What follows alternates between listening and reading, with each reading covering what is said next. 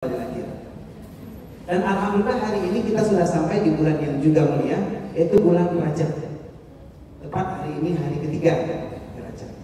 Jadi luar biasa perubahan-perubahan yang Rasulullah bawa kepada kita, perubahan-perubahan yang Rasulullah ajarkan kepada kita. Dan inilah yang mungkin akan kita bahas selama 1 jam ke depan sampai asar. Apa yang harus kita tiru, apa yang harus kita teladani, apa yang harus kita ikuti dari Rasulullah sebagai seorang sosok Nabi teladan kita yang menjadi uswatun hasanah bagi kita dalam keluarga. Penghormatan saya pertama sekali kepada Bu Leni Iskandar yang sudah mengundang saya, terima kasih banyak Bu, dan terutama kepada seluruh ibu-ibu semuanya yang sudah hadir di sini. Kita berdoa agar pengajian kita hari ini, tausiah kita hari ini, dakwah kita hari ini membawa perubahan bagi kita semua. Kita yang hadir di sini wajib berubah dari segi apapun.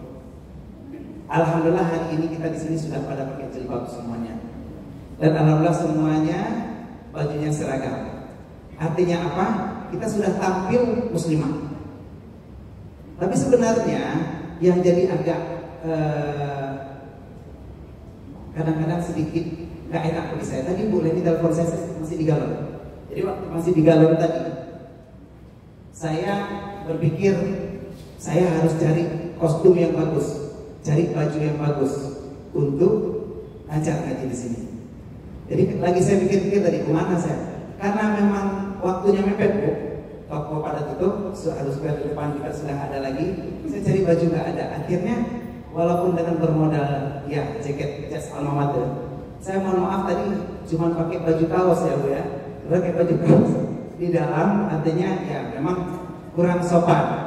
Saya tutupin pakai ya selena, pakai tidak tadi. Artinya kenapa saya malu? Ibu-ibu pakai jilbab, sama jilbab hitam, tapi saya masa kaos hitam seperti ini. Ini tidak mencerminkan seorang penceramah, seorang dai yang baik. Nah, jadi ibu-ibu jangan tiru ini. Ini bukan pakaian untuk orang ceramah. Orang ceramah minimal bajunya walaupun sudah ada kain sarung, bajunya jangan baju kaos, minimal baju koko. Jadi kalau ibu-ibu mau lihat tampilan penceramah yang bagus, ya lagi lebih gini lah Bu ya. Penceramah yang bagus gitu. Jadi kalau penceramah penceramah yang bagus itu harus begini tampilannya, harus ya. Karena ya maksudnya kenapa tadi saya buru-buru datang ke sini. Jadi kalau ya cuman pakai baju kuning, saya nggak punya rok kuning, nggak punya kain sarung kuning.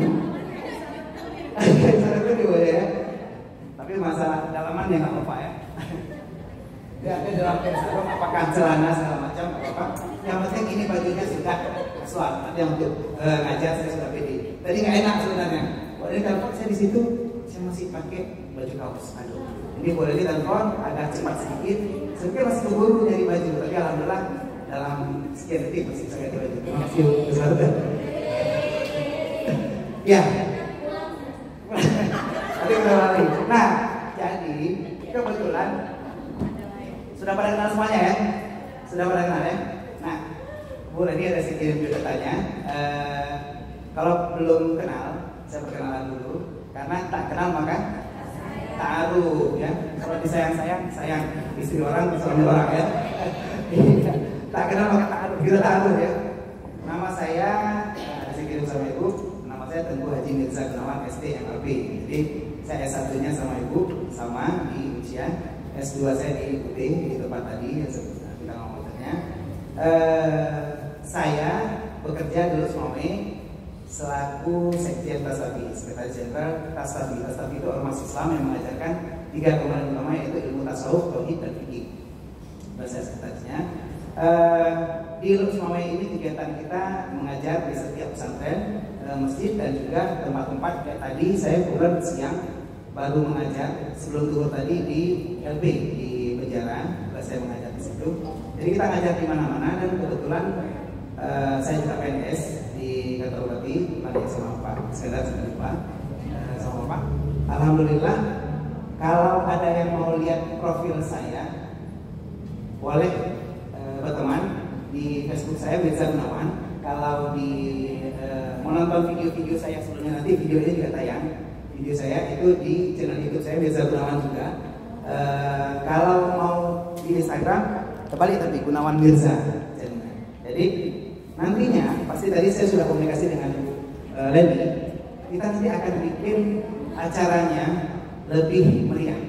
Nah, jadi kalau tadi baru ada satu pertunjukan saja, kenapa saya suka kuning? Rumah saya juga kuning. Siapa tahu rumah saya di mana ya? Rumah saya di Mongerung, di depan rumah Pak Munir dulunya, Wali Kota. Lalu di samping Taspun. Jadi rumahnya juga warna kuning.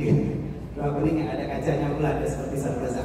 Kalau mau ya itu rumah saya di situ. Nah jadi nanti di tengah arisan kita akan ada game, akan ada permainan, akan ada sedikit nanti juga ada anak-anaknya juga, akan ada hadiah-hadiah. Tapi kalau tadi saya mau beli hadiah pada nggak sempat Bu. Jadi mungkin nanti hadiahnya berupa pulsa aja ya. Saya kasih pulsa aja bagi yang mau berpartisipasi sapinya yang parti ya, berpartisipasi. Jadi yang mau berpartisipasi nanti kita kirimkan pulsa senilai berapa ya? 100 ya, 10.000 rupiah aja biar banyak. Saya kalau 100 cuma satu orang bisa aja. Mungkin nanti banyak. Kalau yang nggak berani maju ke depan, boleh nanti bertanya juga boleh di tengah pengajian, di tengah tausiah, di tengah ceramah. Boleh bertanya tentang materi apapun dalam ceramah kita, atau di luar materi ini, atau tentang tasawuf, tauhid dan fikih, atau tentang masalah rumah tangga lainnya, atau apapun yang bertanya kita dapat aja dan nanti dicatat sama-sama. Ya. Oke, jadi siap ya untuk permainan semuanya ya. Sampai asar pokoknya dijamin seru, insyaallah. Mudah-mudahan seru ya. Mudah-mudahan. Masyarakat muslimah rahimakumullah, jamaah arisan Baik Aceh Syariah. Luar biasa hari ini kita semua yang hadir di sini sudah berada dalam sebuah majelis taklim, dalam sebuah tempat pengajian, dan disinilah Allah berikan kepada kita berbagai fadilah, berbagai pahala. Dari mulai tadi kita melangkah di rumah, setiap langkah yang kita jalani, setiap putaran roda kendaraan kita, maka Allah akan menaikkan satu derajat kita, menambah satu pahala kita, dan menghapuskan satu keburukan kita. Begitu juga dengan segala aktivitas kita di sini. Bahkan nadruka ila wajhil alim, dalam sebuah hadis diriwayatkan oleh Ibnu Mas'ud, pandanganmu, kamu melihat kepada wajah seorang alim bila kita baca huruf tanpa kamu menulis satu huruf pun, itu lebih baik bagimu daripada menyedekahkan 1000 ekor kuda pada fisabilillah. Luar biasa fadilah. Jadi kira-kira yang malas nyimak, nengok aja wajah Ustaz, luar biasa. Sudah bisa dapat pahala lebih besar dari 1000 ekor kuda. Pernah jumpa Ustaz sebelumnya? Pernah ketemu sebelumnya? Atau pernah dengar suara yang sebelumnya? Saya kebetulan penyiar radio aktif, tapi nggak meledak. Radio aktif, saya siaran di radio RRI. Jadi dulu program yang kita kelola itu namanya Fikih Gaul. Makanya saya dipanggil dengan Ugi, karena itu panggilan sayang saya di radio. Jadi setiap sore itu saya menyapa pendengar radio. Selamat sore sobat kreatif semua, jumpa lagi dengan Ugi, Ustadz Gaul, Ustadz Ganteng, Ustadz Gunawan. Jadi disitulah terkenal nama UG-nya.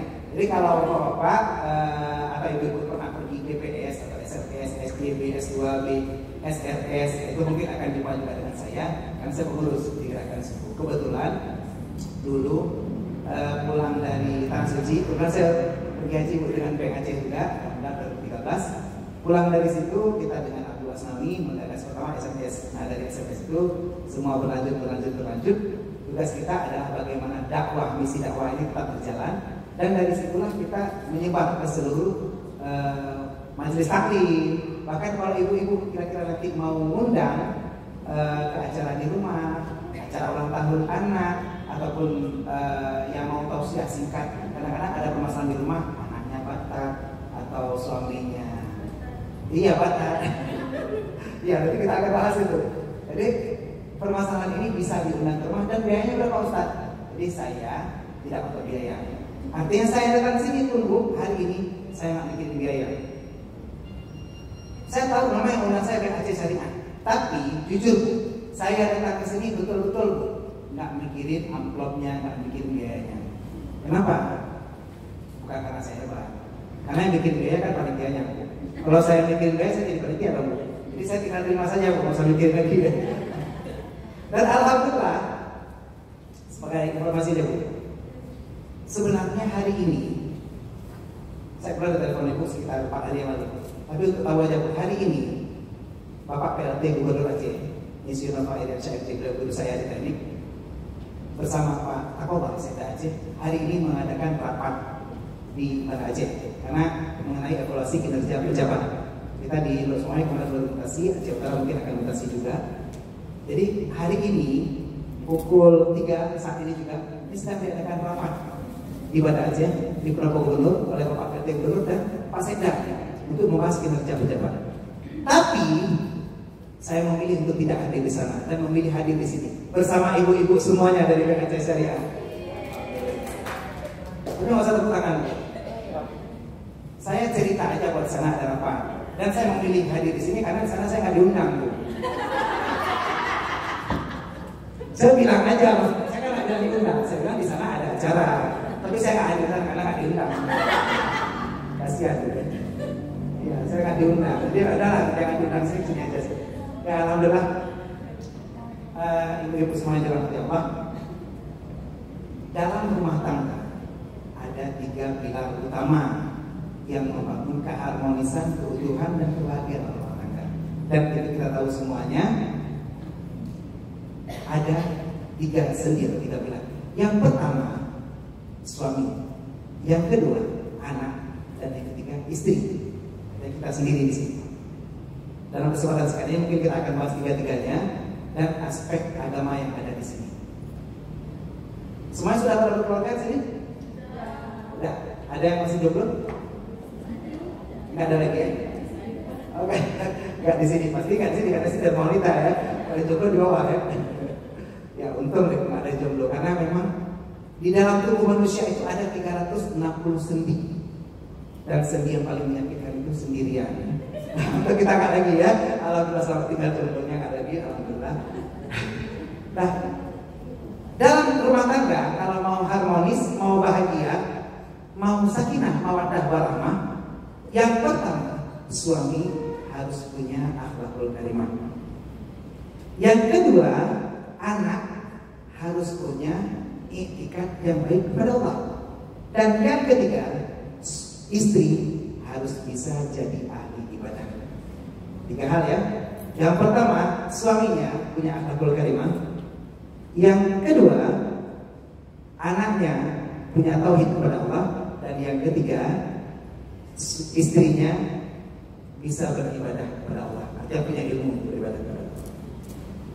Ibu-ibu semua dari BAC Syariah, yang pertama kita bahas adalah bagaimana menciptakan suami yang punya akhlakul karimah.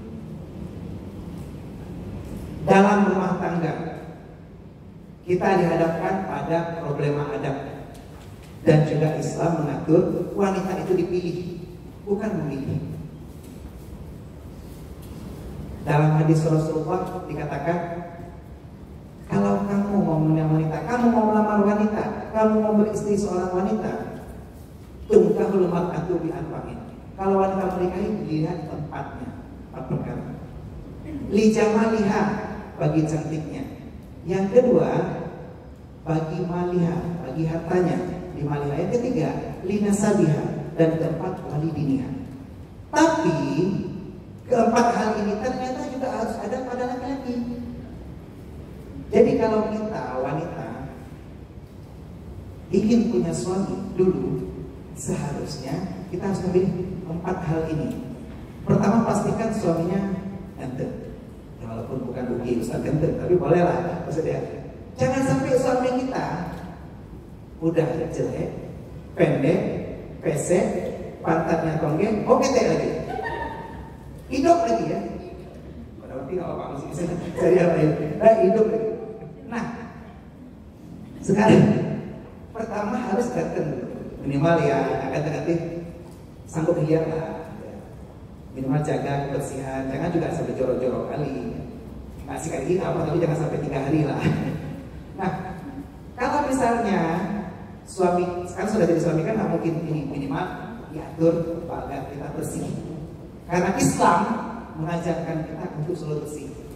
Yang kedua, wali malihat, suami kita harus punya harta. Jangan cari suaminya kiri, kita nggak mungkin ya. Karena ibu-ibu di BKJSN pasti suaminya kaya-kaya semua pasti ya. Tapi masalah kaya itu masalah relatif. Kita punya uang 50 juta pun, kalau ada keinginan kita yang belum tercapai, sekarang Lamborghini yang bisa ganti warna pakai remote langsung. Jadi warna mobilnya itu bisa ganti langsung, kita klik merah, biru, hitam. Warna mobilnya bisa ganti. Dia miliar 400. Kita punya uang 50 juta nggak cukup juga. Kalau pengen punya Lamborghini seperti itu, kekayaan itu relatif. Sebanyak apapun harta kita, kalau kita tidak merasa cukup, ini juga tidak akan berhasil. Tugas kita hari ini adalah bagaimana kita terus mendapatkan kekayaan yang berkah dan berlimpah. Ibu-ibu mau kaya? Mau, udah pada kaya semua ya? Tak perlu diajarin lagi ya. Kalau mau, bagi yang mau kaya atau tambah kaya, Rasulullah mengajarkan. Rasulullah bersabda dalam sebuah hadis, ajarkanlah kepada anakmu, ajarkanlah kepada istrimu surat Waqiah, karena itu adalah surat kekayaan. Kalau Bapak Ibu mau kaya, ibu-ibu sekalian di sini mau tambah kaya, tiap hari baca Waqiah. Kapan Ustaz? Boleh habis subuh, boleh habis isya, boleh habis asar, 3 pilihan waktu. Semua pada bisa baca Waqiah? Insya Allah bisa. Kita ngaji sama-sama ya. Mungkin hari ini ada yang belum ngaji, kita ngaji bareng sedikit, mudah-mudahan jadi berkah.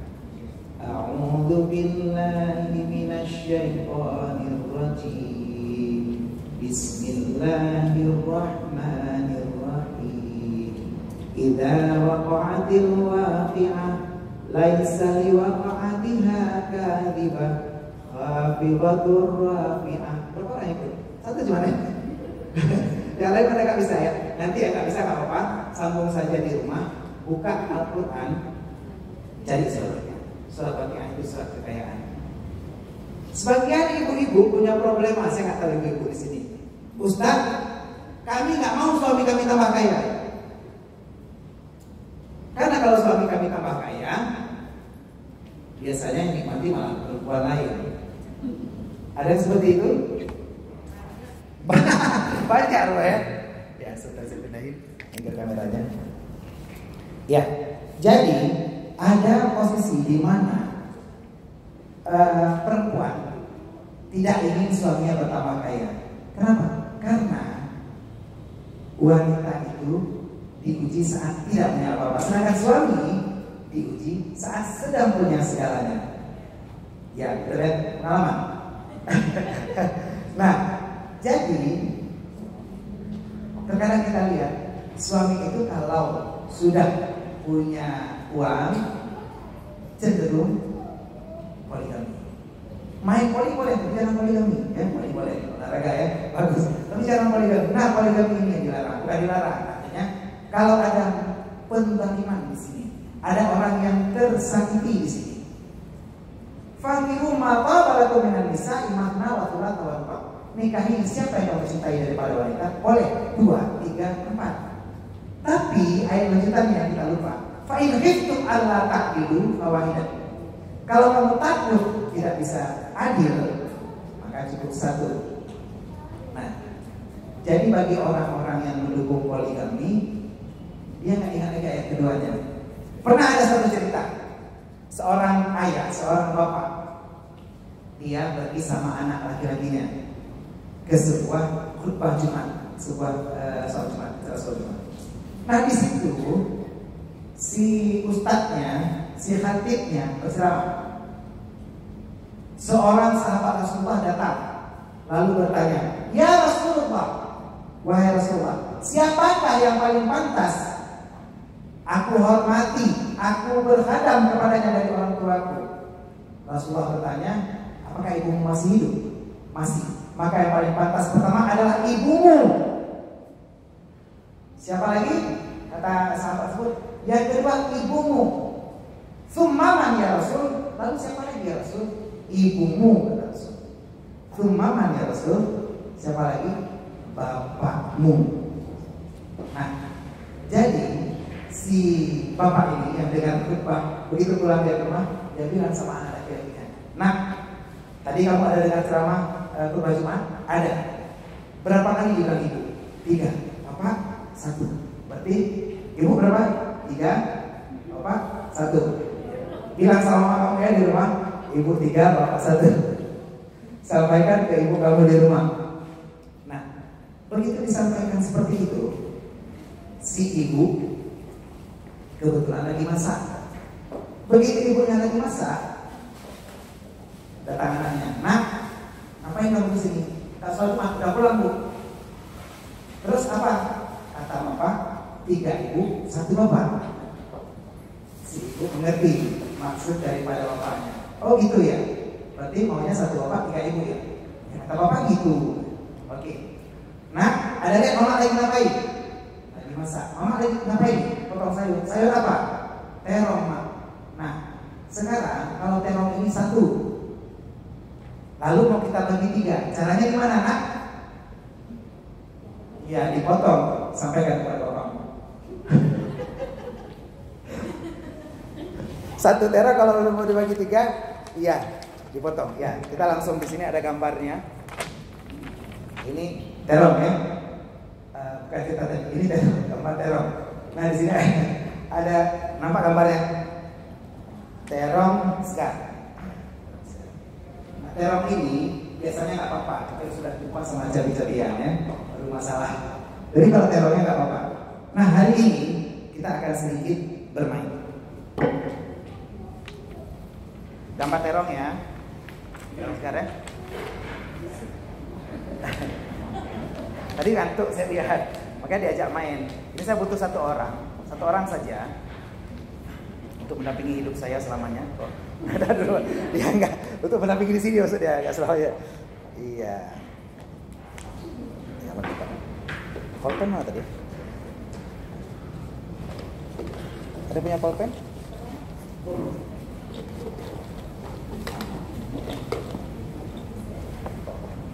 Satu orang siapa? Siapa 1 orang aja? Udah ya.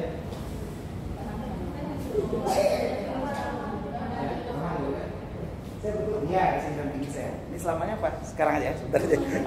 Para suaminya. Nah, ini saya butuh tanda tangannya di sini. Dicek senilai 5 miliar ini. Tolong ditanda tangan. Enggak tanda tangan aja maksudnya. Maksudnya untuk menjaga keabsahan, keaslian ini kan sudah ditanda tangan. Nah, udah. Sekarang tolong dipegang. Atau saya suruh pegang sama dia. Makasih. Oh ya, Mama Sultan. Karena tadi kan janji saya siapa yang ikut serta dalam permainan dapat pulsa. Janjinya kan gitu ya. Karena sudah mau maju ke depan dan mendampingi saya.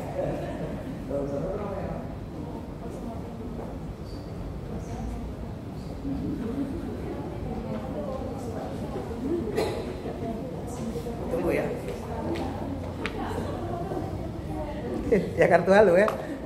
Cari nomor selingkuhan. Saya kan nomor selingkuhannya. Iya. Oke, benar kan ya? Ada tanda tangannya. Jadi hari ini kita bercerita dari cerita tadi tentang seorang suami yang mau poligami. Ada suami kita yang mau poligami di sini? Kalau masih makan Indomie, jangan cerita poligami lah. Di rumah masih makan Indomie. Nah, poligami pula. Seorang ustazah teman saya, jadi beliau ngajar, lalu ada jamaahnya yang bertanya, "Ustazah, menurut pendapat Anda bagaimana tentang poligami?" Si ustazah ini bagus, karena dia tidak melarang. Saya tidak melarang poligami. Saya mendukung poligami, kata ustazah. Perempuan, yang tanya jamaah perempuan. Saya mendukung poligami, kata ustazah. Yang penting harus dijaga oleh suami ada 1 hal. Apa? Saya mendukung poligami, yang penting kata ustazah itu. Yang penting apa ustazah? Yang penting ada ya? Bukan, yang penting dengan suami saya. Orang lain silakan balik itu jangan suami saya dong. Ya, jadi kembali ke cerita tadi. Kalau memang suami kita ini poligami, ada yang dapat kita lakukan langkahnya, yaitu dengan berdoa kepada Allah.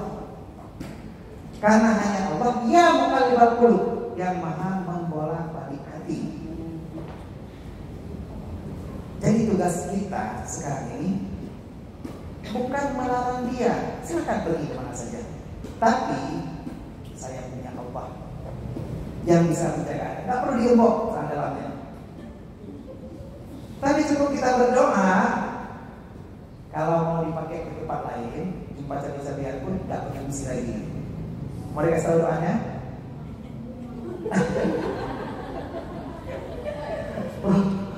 Apa tidak mau ya? Mau ya? Oke. Doanya tidak sulit. Kenapa? Kita cuma minta kepada Allah dan tidak ada doa yang aneh-aneh. Doanya gampang sekali. Cukup dengan Fatihah saja. Bacakan Fatihah setelah sholat 3 kali. Tapi syaratnya Fatihahnya dibaca satu nafas sampai selesai dalam 1 kali. Bismillahirrahmanirrahim. Alhamdulillahirabbil alamin arrahmanirrahim maliki yaumiddin iyyaka na'budu wa iyyaka nasta'in ihdinas siratal mustaqim siratal ladzina an'amta 'alaihim ghairil maghdubi 'alaihim waladdallin. Sampai berapa kali? 1 nafas 3 kali. Tapi ditambah, kaifiatnya ditambah. Kalau niatnya untuk mengunci suami, artinya biarkan suami ini jadi milik kita selamanya, tanpa berpaling ke wanita lain, walaupun bisa. Mau? Gak semangat ibu-ibu pulang yuk. Kamu ada gak semangat? Udah dikasih pulsanya sampai surat juga.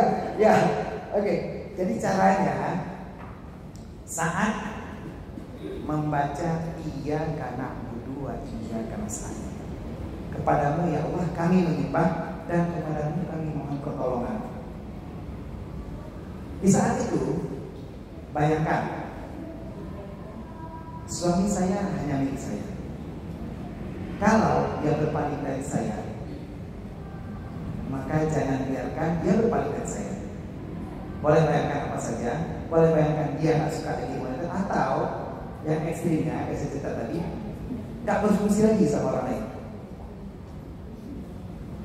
Boleh, karena bukan permanen. Saat balik lagi ke kita kembali sedar. Cuma nggak bisa dipakai di tempat lain aja. Nah, ini artinya kita tak perlu berantem sama suami. Pergi ke mana saja, apa ada apa? Hasbunallah wa ni'mal wakil, cukup bagi Allah dan Allah sebagai penolong. Mudah-mudahan Allah berikan jalan. Nah, hari ini kita akan lihat betulkah terbukti, bisakah hal ini? Ustaz kadang-kadang dari penolong Ustaz. Percaya apa percaya? Kita coba lihat ya. Coba lihat. Tes ya. Tes terong. Ibu semangat kan tadi. Siapa nama Bu? Siapa nama? Nabian dia. Berapa nomor dia? Ya kan udah sampai pegang kertas dari tadi. Asik pegang iya kan 17 kali kan tadi. Pegang terong dapat uang, ada pulsa. Itu baru terong dipegang.